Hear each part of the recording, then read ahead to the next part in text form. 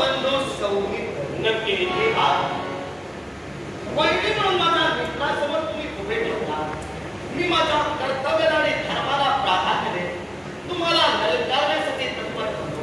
तेव्हा उद्देश माझा एकच, राम आणि लक्ष्मणांना पकडून लंका द्वीपात मी हजर करेन.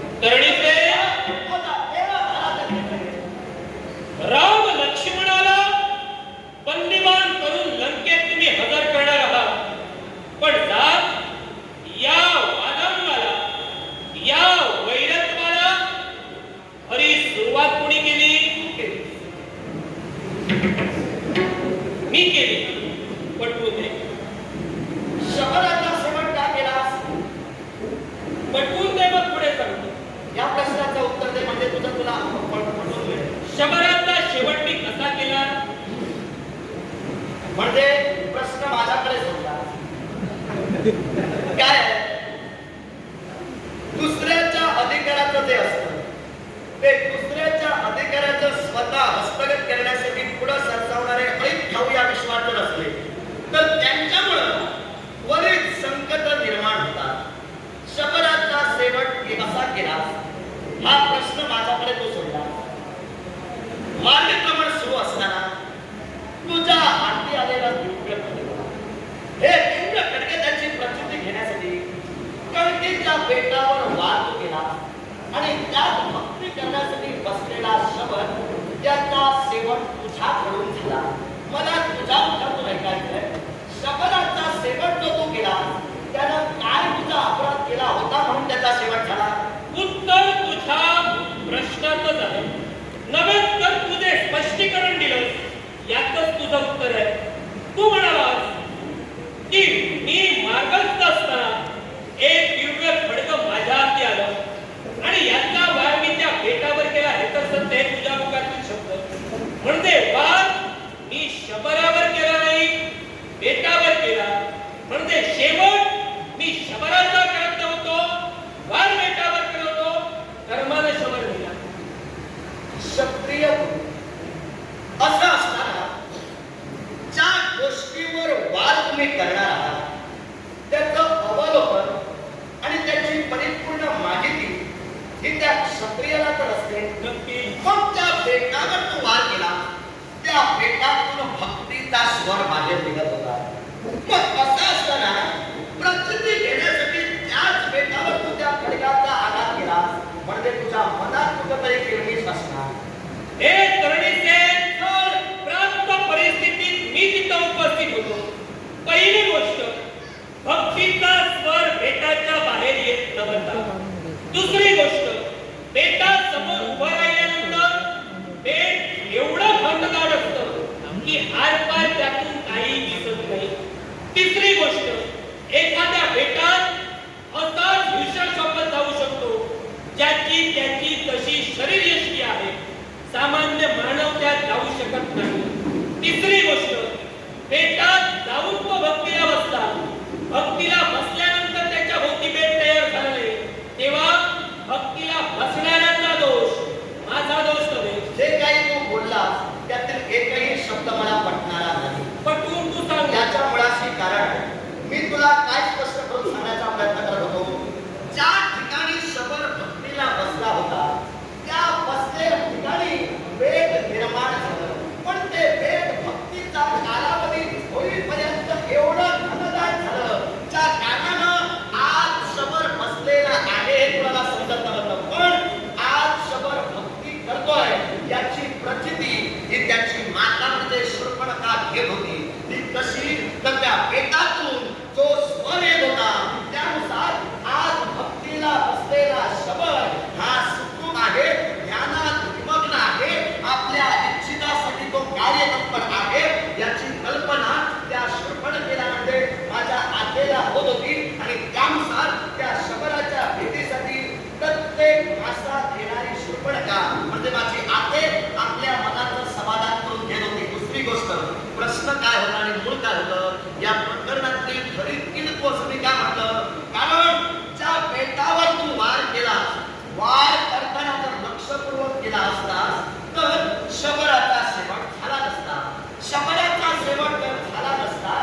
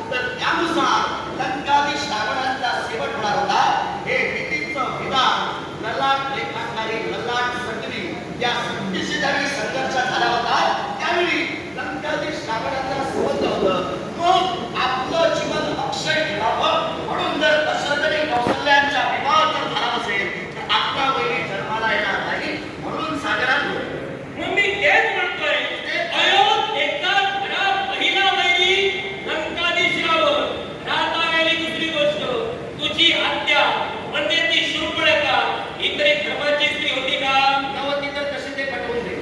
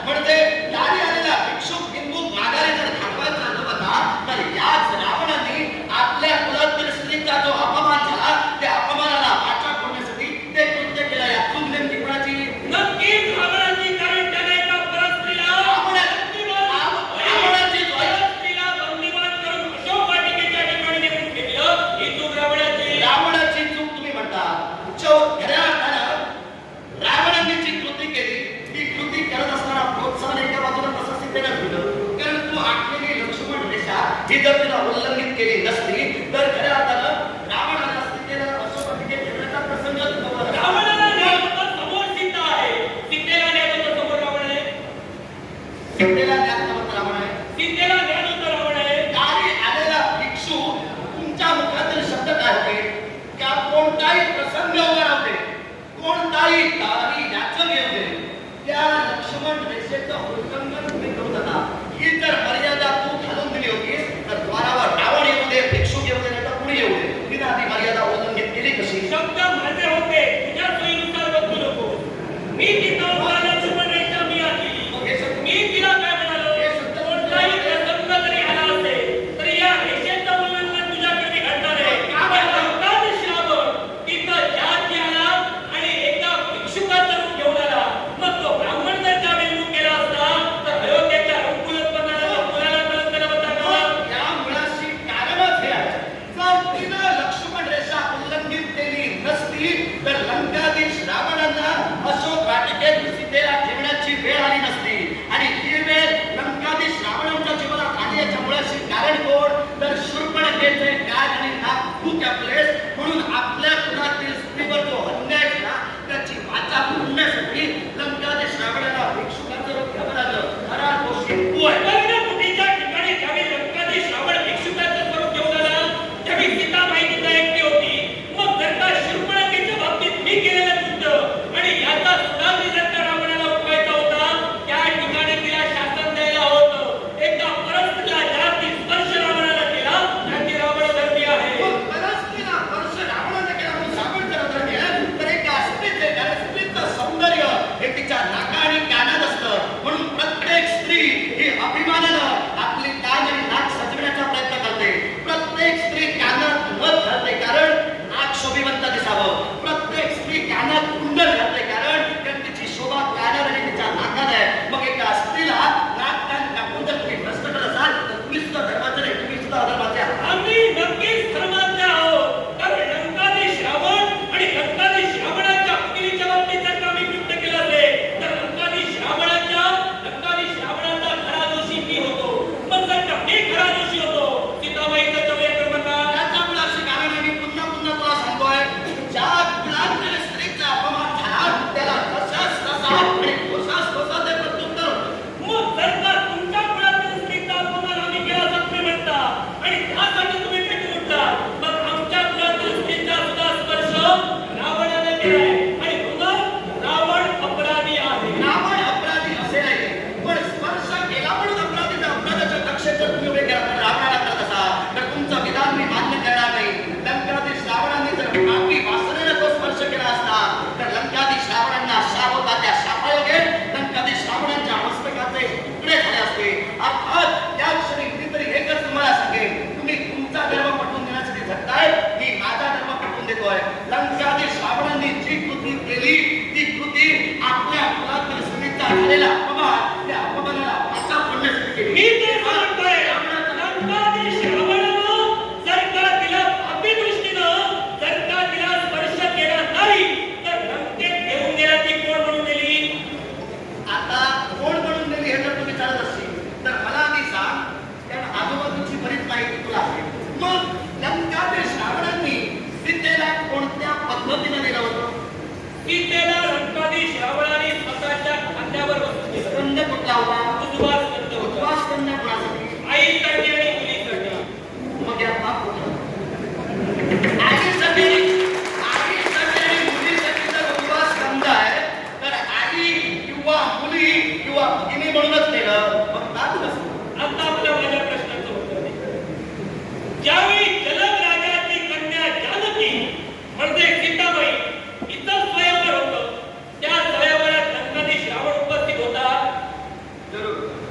त्या स्वयंवरात असा पण होता की जो कुणी शिवधनुष्याची प्रत्येकच्या जोडे त्याच्या कंठी जानकी प्रेमाची वरमाला अर्पण करेल हे सत्य.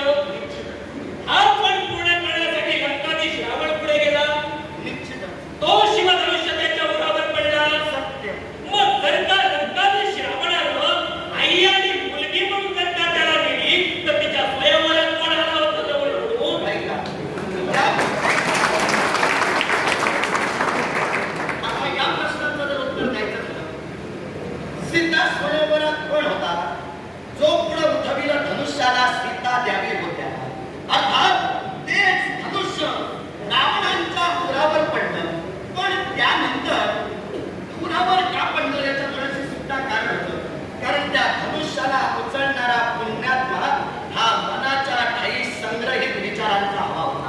लंकाधीश रावणांच्या पुरावर ते शिवधनुष्य पडलं हा त्यांचा कमीपणा सांगू नको.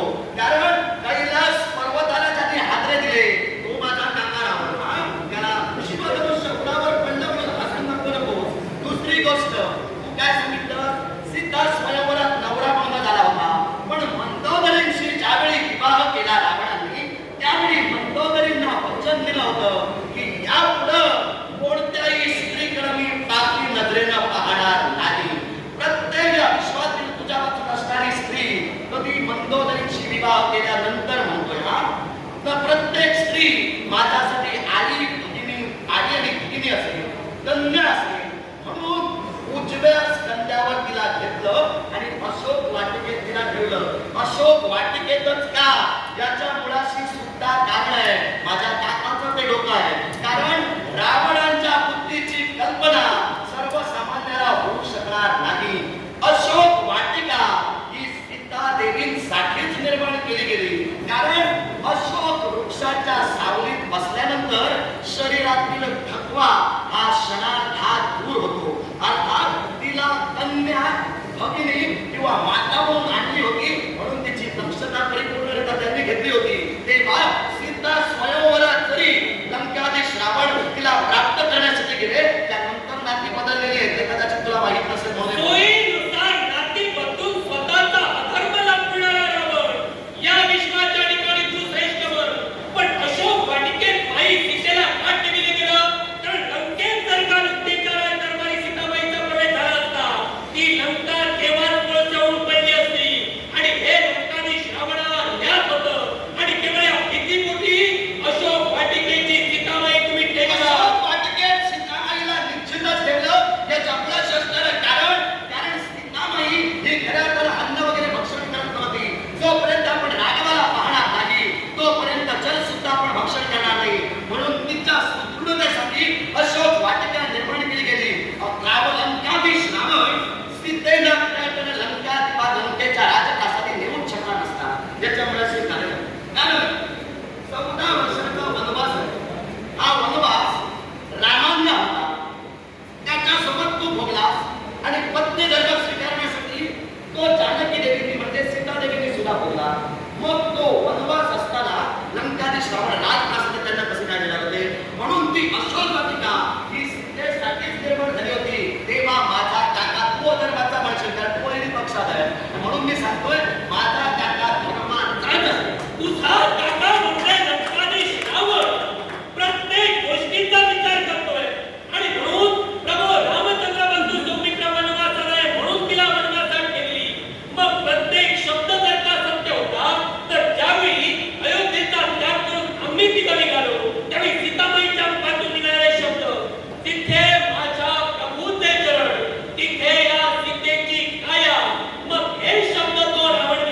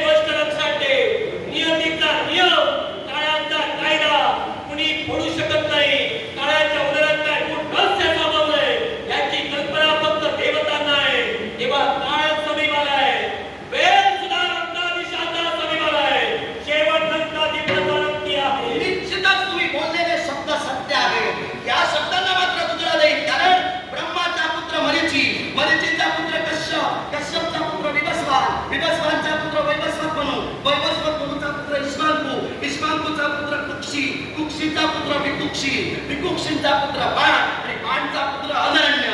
अनरण्य राजांनी दिलेला शाप हा माझ्या काकाला सदैव स्मरणात आहे आणि म्हणूनच त्यांच्या कुलातीलच पुरुष हा माझ्या काकाचा सेवक करणारे देवा, आधी तुम्ही आमच्यासारख्या वीरांची भिडा